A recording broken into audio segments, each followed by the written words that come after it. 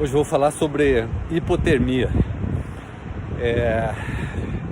A relação que a gente vai ter com o exercício sendo executado em água fria. Tem um estudo muito interessante que foi produzido por um pesquisador inglês chamado Mike Tipton. Ele levou 12 nadadores a um laboratório onde eles faziam testagens em temperaturas diferentes. O que a gente está vendo em relação a esse estudo?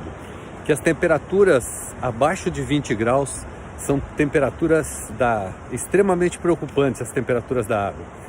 Esses nadadores eles foram submetidos a um swim flume, uma espécie de piscina com fluxo controlado da velocidade da água e consequentemente da temperatura.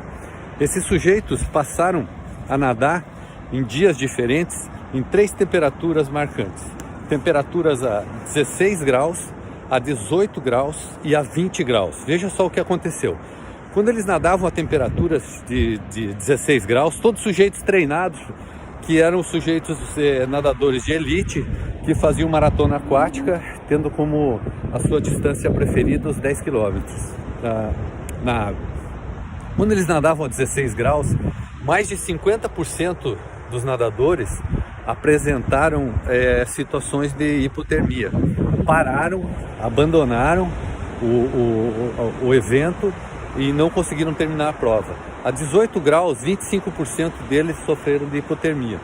E a 20 graus, apenas 1%. Esses achados começam a mostrar que essa relação da temperatura ela se torna um fator extremamente perigoso. O que motivou esse pesquisador, o Tipton, a realizar esses estudos foi que em 2018, no Reino Unido, aconteceram inúmeros casos de morte de hipotermia em relação à prática da natação em águas abertas. E aí ele começou a fazer essa situação. O que é mais interessante também é que esses dados produzidos pelo Tipton foram publicados no British Journal of Sports Medicine. Eles levaram ao Comitê Olímpico Internacional a repensar sobre as normas da prática da natação em águas abertas, ou seja, é obrigatório o uso de roupa quando a temperatura da água se situa abaixo de 18 graus. Então isso é muito interessante, né, que os estudos científicos começam a apresentar uma aplicação prática e realmente a gente entrando agora numa época de inverno, onde a água começa a ficar fria. Hoje a gente teve a oportunidade de vir surfar e ficou na água aí por volta de 3 horas. Ficamos 3 horas dentro da água, obviamente com roupa de neoprene, mas a sensação térmica ela ainda não foi desagradável. Os pés e as mãos não congelaram, a sensação de frio não foi tão intensa. Com certeza a água do mar ainda tem temperaturas superiores a 20 graus. Mas o que ficou legal desses estudos foram que realmente esses nadadores apresentaram disfunções importantes, né, como a perda da eficiência do nado. Então, nesse estudo ele acompanhou não só o consumo de oxigênio desses sujeitos durante esse percurso dos 10 km de natação reproduzidos em laboratório, né, com essas 3 temperaturas. Então o que a gente está vendo assim que temperaturas abaixo de 20 graus são extremamente preocupantes, né?